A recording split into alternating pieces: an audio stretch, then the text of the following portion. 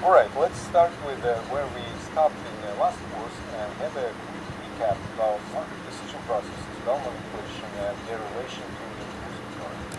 After we go over these topics, to refresh our memories in this lesson, in the next lesson we will spend some time converting one of the most famous classical financial problems into a market decision process problem that we will use to test different reinforcement learning algorithms. So to recap, reinforcement learning deals with an agent that interacts with the environment in the setting of a sequential decision making by choosing optimal actions among many possible actions at each step of such process. In our first course, we referred to such tasks of machine learning as action tasks. The agent perceives the environment by having information about the state as of the environment. The environment may have some complex dynamics, therefore reinforcement learning tasks should involve some planning and forecasting into the future. One of these actions 18 that the agent should pick at each step to optimize its longer-term goals may themselves impact the state of the environment. And this creates a feedback loop in which the current agent's action 18 may change the next state of the system, which in its turn may have an impact on what action the agent will need to pick at the next time step. The presence of such feedback loop is unique to reinforcement learning.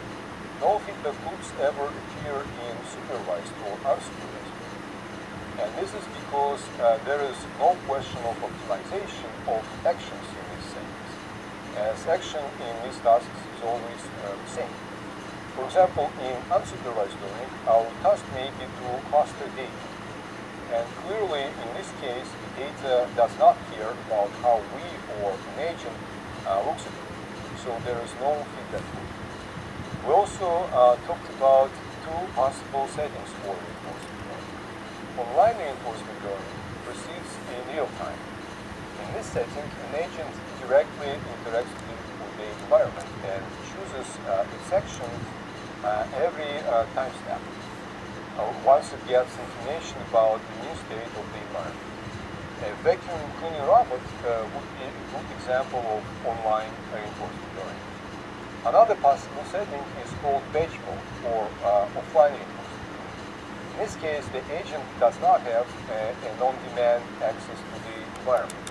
Instead, it only has access to some data that stores a history of interaction of some other agent or a human with this environment. This data should contain records of states of the environment, actions taken, and rewards received for each time step in the history. Now, in what comes to various types of environments, we talked about two possible approaches.